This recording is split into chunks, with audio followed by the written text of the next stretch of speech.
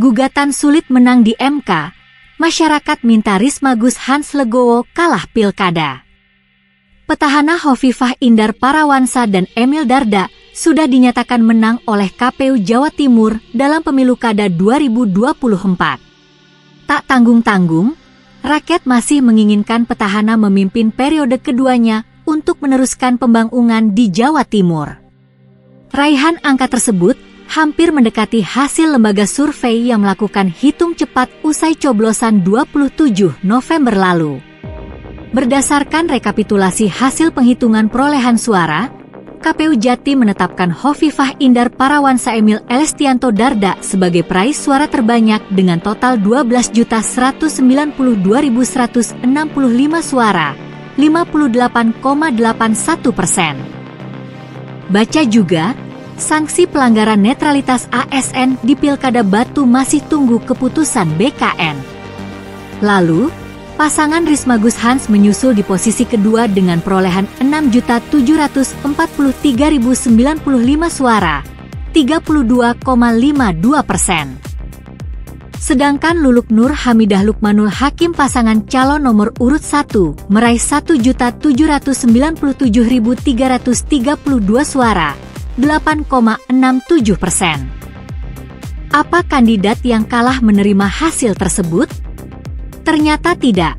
Kubu Tri Risma Harini Zahrul Azhar Asumta, Gus Hans, pasangan calon gubernur dan wakil gubernur Jawa Timur, Jatim, nomor urut 3 menggugat hasil Pilkada Jatim 2024 ke Mahkamah Konstitusi, MK. Dilihat dari laman web resmi Mahkamah Konstitusi, MK, Risma Gus Hans mendaftarkan secara daring gugatannya ke Mahkamah pada Rabu, 12 Desember 2024, pukul 22.34 waktu Indonesia Barat. Permohonan itu tercatat dengan Akta Pengajuan Permohonan Pemohon, APPP, nomor 268 PAN MK EAP 312 2024. Pemohon, Tri Risma Harini dan Zahrul Azhar Asumta Gus Hans. Kuasa pemohon, Harli, Roni Berti Talapesi, dan Alfon Kurnia Palma. Demikian dikutip dari laman daftar permohonan perkara Pilkada serentak tahun 2024 di Jakarta, dilansir dari Antara.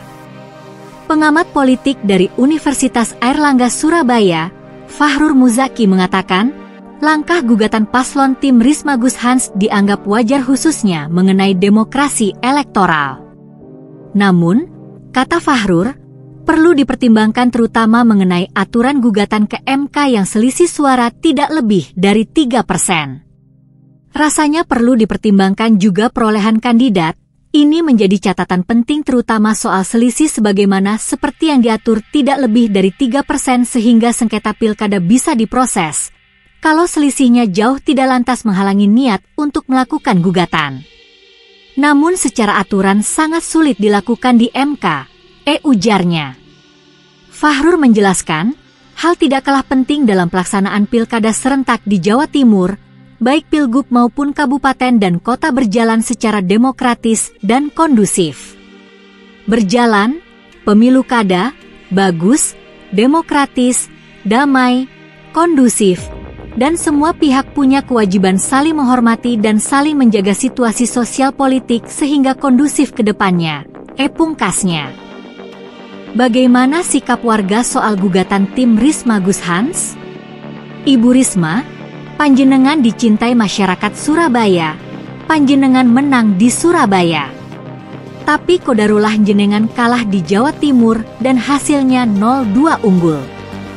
Tidak apa kalah Ibu Risma mungkin next panjenengan bisa memimpin Jawa Timur di pilgub tahun berikut. Saya warga Surabaya bangga mencoblos panjenengan kemarin. Jadi legowo mawon enggeh Ibu Risma panjenengan kalah dengan hasil sing wis metu walaupun berat tapi wis lah.